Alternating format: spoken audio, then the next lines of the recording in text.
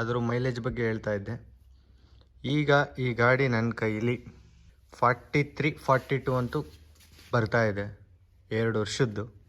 Long drive ಹೋದರೆ ಬರುತ್ತೆ 44 ಈಗಲೂ, ಬಟ್ ಒಂದು ನನ್ನ ಸಿಟಿಲಿ ಅಡ್ಡಾಡೋದ್ರಿಂದ 42-43 ಮೋಸ ಇಲ್ಲ. ಜಮಾನ್ದಿಂದನೂ ಲೆಜೆಂಡರಿ ಗಾಡಿಗಳ್ನು ಬಿಟ್ಟವ್ರೆ. RX, RXZ, 135, ಯಮಹ ಬಗ್ಗೆ ಹೇಳಂಗೆ ಇಲ್ಲ. ಹಾಗಂತ ಆ ಗಾಡಿಗಳು ಬಿಟ್ಟವ್ರೆ, ಎಲ್ಲನೂ ಒಂದೇ ಥರ.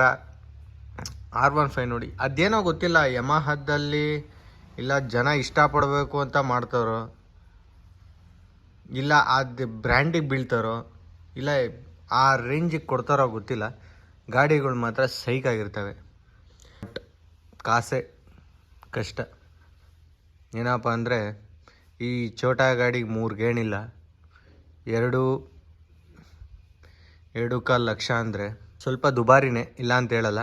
ಇಷ್ಟಪಡ್ತಿರೋರು ದಯವಿಟ್ಟು ಇನ್ನೊಂದೇನಪ್ಪ ಹೇಳ್ತೀನಿ ಅಂದರೆ, ನಾನು ಲೋನ್ ಮೇಲೆ ತಗೊಳಕ್ಕೆ ಹೋಗಬೇಡಿ ಅಂತ ಹೇಳ್ತಿಲ್ಲ, ಆದಷ್ಟು ಫುಲ್ ಕ್ಯಾಶ್ ಕೊಟ್ಟು ತಾಳಿ. ಯಾಕಂದರೆ ನೀವು ಲೋನ್ ಕಟ್ತಾ ಗಾಡಿ ಮೇಲೆ ಆಸೆನೇ ಬಿಟ್ಬಿಡ್ತೀರ. ಯಾಕಪ್ಪ ಅಂತ ಹೇಳ್ತೀವಿ ಕೇಳಿ. ಏಕೆಂದರೆ ಆ ರೇಂಜಿಗೆ ನೀವು ತಿಂಗಳೆಲ್ಲ ಬರೀ ಲೋನ್ ಕಟ್ಟೋಕ್ಕೆ ಅಂತಲೇ ದುಡಿತಾ ಇರ್ತೀರ. ಫುಲ್ ಕ್ಯಾಶ್ ಕೊಟ್ಟು ತಗೊಳ್ಳೋದು ಬೆಸ್ಟು. ಗಾಡಿ ಈಗಲೂ ಕುದುರೆ ಥರ ನುಗ್ಗುತ್ತೆ. 2 ವರ್ಷ ಆಗಿರ್ಬೋದು, ಇಂಜಿನಲ್ಲಿ ಮಾತ್ರ ಯಾವುದೇ ಪ್ರಾಬ್ಲಮ್ ಇಲ್ಲ. ಮಸ್ತ್ ಗಾಡಿ. ಬಟ್ ಡಬಲ್ ABS ತಾಂಡಿದ್ರೆ ಉತ್ತಮ ಆಗೋದು. ಬಟ್ ನಾನು ತಾಂಡಿದ ಟೈಮಲ್ಲಿ ಡಬಲ್ ABS ಬಿಟ್ಟಿರಲಿಲ್ಲ. ಬ್ರೇಕಿಂಗ್ ಆದರೂ ಸೈಕಾಗಿದೆ, ಬ್ರೇಕಿಂಗ್ ಬಗ್ಗೆ ಮಾತಾಡೋಂಗೆ ಇಲ್ಲ. ಆದರೂ ನೀನು ಯಾಕೆ ಬಿದ್ದೆ ಅಂತ ಕೇಳ್ಬೋದು. ಹಂಗಂತ ಅಲ್ಲ, ನಾವು ಹಂಪ್ಸ್ ಹತ್ರ ಬಂದ ಬ್ರೇಕ್ ಹಿಡಿದ್ರೆ ಹಂಪ್ಸ್ ದೂರ ಇದೆ ಅಂದಾಗ ಬ್ರೇಕ್ ಹಿಡ್ಕೊಂಬರೋದಕ್ಕೂ ಹಂಪ್ಸ್ ಮೇಲೆ ಬ್ರೇಕ್ ಹಿಡಿಯೋದಕ್ಕೂ ತುಂಬ ವ್ಯತ್ಯಾಸ ಇದೆ. ಹಂಗೆ ಬಿದ್ದಿದ್ದು ನಾವು. ಇನ್ನೊಂದೇನಪ್ಪ ಅಂದರೆ, ನಾನು ಟೈರ್ ಚೇಂಜ್ ಮಾಡಿಸಿದ್ದೀನಿ. ಯಾರಾದರೂ ಈ ಲಾಂಗ್ ಡ್ರೈವ್ ಹೋಗೋದು, ಈ ಟೈರ್ ಏನಪ್ಪ ಅಂದರೆ ಏನೋ ಈ ಆಫ್ ರೋಡ್ ಮಾಡೋಕ್ಕೆ ಅಂತ ಸದ್ಯಕ್ಕೆ ನನ್ನ ಹತ್ರ ಟೈರ್ ಸೌದಿ ಟೈಮಲ್ಲಿ ಹಾಕ್ಸೋಕೆ ಇದಿರಲಿಲ್ಲ. ಶೋರೂಮಲ್ಲಿ ಕೊಡ್ತಾರಲ್ಲ ಆ ಟೈರ್ ಪರವಾಗಿಲ್ಲ, ಅದು ಚೆನ್ನಾಗಿತ್ತು. ಬಟ್ ಈ ಟೈರ್ ಏನೋ, ಇದು ಅಪೋಲೋದು ನೋಡಿ. ಅಂದರೆ ಬ್ರ್ಯಾಂಡ್ ಯಾವುದಾದ್ರೂ ಹಾಕ್ಸಿ, ಬಟ್ ಟೈರು ಶೋರೂಮಲ್ಲಿ ಕೊಡ್ತಾರಲ್ಲ ಆ ಟೈಪ್ ಹಾಕ್ಸಿ. ಮುಂದೆಗಡೆ ಓಕೆ, ಮುಂದೆಗಡೆದು ಅಂದರೆ ನಾನು 2 ಟೈರ್ ಚೇಂಜ್ ಮಾಡಿಸಿದ್ದೆ. ಹಿಂದೆಗಡೆ 2 ಸೇರಿ 7,000 ಏನೋ ಆಗಿತ್ತು ಟೈರ್ದು. ನೋಡಿ ನೀವು ಈಗ ಇದು ಶೋರೂಮಲ್ಲಿ ಕೂಡ ಟೈರ್ ಮಾತ್ರ ಹೊರಗಡೆ ತಾಂತೀನಿ ಅಂತ ಹೋದರೆ ಸಿಕ್ಕಾಬಟ್ಟೆ ಪ್ರೈಸ್ ಗುರು.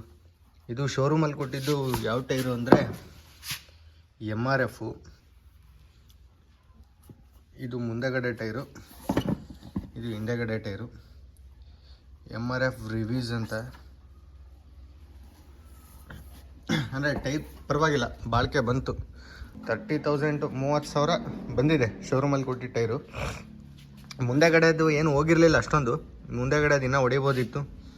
ಹೆಂಗನಾಗಲಿ ಅಂತ ಚೇಂಜ್ ಮಾಡಿಸ್ದೆ.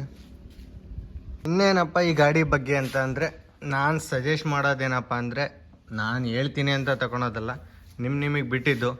ನನ್ನ ಕೈಲಿ ಮಾತ್ರ ಗಾಡಿ ಮಸ್ತಿದೆ. ಇನ್ನೊಂದು, ಈಗ 155cc ಗಾಡಿ ಆಗಿರ್ಬೋದು, ಬಟ್ ಟಾಪ್ ಸ್ಪೀಡ್ ಕೇಳಿದ್ರೆ 140 ಎಬೋ ಟಾಪ್ ಸ್ಪೀಡು ಅಂದರೆ ನಂಬ್ತೀರಾ? ಯಾರೂ ನಂಬಲ್ಲ. ಬಟ್ ಅದನ್ನು ಓಡಿಸಿ ನೋಡಿರೋರು, ಗಾಡಿ ಇರೋರಿಗೆ ಗೊತ್ತಿರುತ್ತೆ ಅದರ ಟಾಪ್ ಸ್ಪೀಡು. ಇರಲಿ ಬಿಡಿ, ಆದಷ್ಟು ಸೇಫ್ಟಿಯಿಂದ ಓಡಿಸಿ. ಯಾರಾದರೂ ಈ ಗಾಡಿ ಇರೋರು ವಿಡಿಯೋ ನೋಡ್ತಿರೋರಾದರೆ ಆದಷ್ಟು ಈ ಗಾಡಿನ ನೋಡ್ಬಿಟ್ಟು ಸುಮ್ಮನೆ ನೆಗ್ಲೆಕ್ಟ್ ಮಾಡ್ಕೊಂಡು ಗಾಡಿ ಹೊಡಿಯೋಕೆ ಹೋಗಬೇಡ್ರಿ. ನೆಕ್ಸ್ಟು ಮುಂದಿನ ವೀಡಿಯೋಗಳಲ್ಲಿ ಗಾಡಿದು ಬ್ಲಾಗ್ ಮಾಡೋಕ್ಕೆ ಟ್ರೈ ಮಾಡ್ತೀನಿ. ಗಾಡಿ ಎಲ್ಲ ರೆಡಿ ಮಾಡಿಸಿದಾದ್ಮೇಲೆ, ರೆಡಿ ಮಾಡಿಸೋದು ಒಂದು ವೀಡಿಯೋ ಮಾಡ್ತೀನಿ. ನಾವು ಶೋರೂಮ್ಗೆ ಹೋಗಿ ಈಗಾಗಲೂ ಯಮಹಾದ ರೋದನೆ ಇನ್ನೊಂದೇನಪ್ಪ ಅಂದರೆ, ಒಂದೇ ಒಂದು ಪಾರ್ಟ್ಸು ಕೂಡ ಹೊರಗಡೆ ಸಿಗೋಲ್ಲ. ಯಾವುದನ್ನು ಕೇಳಿದ್ರು ಹೊರಗಡೆ ಪಾರ್ಟ್ಸೇ ಸಿಗಲ್ಲ ಗುರು. ಅದಕ್ಕೆ ಆಯಿಲ್ ಫಿಲ್ಟ್ರ್ ಸಿಗಲ್ಲ ಗುರು, ಒಂದು ಆಯಿಲ್ ಫಿಲ್ಟ್ರ್ ಸಿಗ್ತಾಯಿಲ್ಲ. ಕೊಯ್ತಾರೆ ಶೋರೂಮಲ್ಲಿ ಬ್ಲೇಡು, ಇಲ್ಲ ಅಂತ ಹೇಳೋಕ್ಕೆ ಹೋಗಲ್ಲ. ಏನು ಹೊರಗಡೆ ಸಿಗಲ್ಲದು ಏನು ಮಾಡೋಕ್ಕಾಗುತ್ತೆ, ಏನು ಗತಿ ಇಲ್ಲ.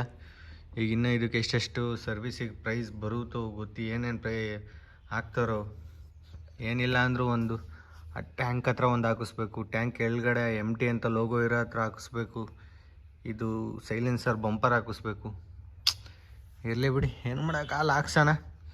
ಆದಷ್ಟು ಗಾಡಿನ ನಿಧಾನ ಕೊಡಿರಿ.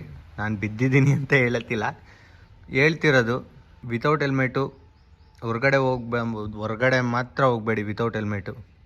ಆದಷ್ಟು ಹೆಲ್ಮೆಟ್ ಹಾಕೊಂಡು ತಿರುಗಾಡಿ. ಈ ಗಾಡಿ ಹೇಗೆ ತಗೊಂಡೆ, ಅದು ಯಾರ್ದೋ ಕಾಣಿಕೆ ಇದೆ ಅಂತೆಲ್ಲ ಹೇಳು ಗುರು ಅಂತ ಯಾರಿಗಾದ್ರೂ ಇಷ್ಟ ಇದ್ದರೆ ಕಮೆಂಟ್ ಹಾಕಿದ್ರೆ ಖಂಡಿತವಾಗ್ಲೂ ತಿಳಿಸ್ಕೊಡ್ತೀನಿ. ಬೇಗ ಸಬ್ಸ್ಕ್ರೈಬ್ ಮಾಡಿಕೊಂಡು ಬೆಲ್ಲೈಕನ್ ಕ್ಲಿಕ್ ಮಾಡೋದು ಮರಿಬೇಡಿ. ಮತ್ತು ಮುಂದಿನ ವೀಡಿಯೋಗಳಲ್ಲಿ ಸಿಗೋಣ ಅಂತ ಹೇಳ್ತಾ, ನೆಕ್ಸ್ಟು ನಾಳೆ ತೋಟದ ಬಗ್ಗೆ ಮಾತಾಡೋಣ.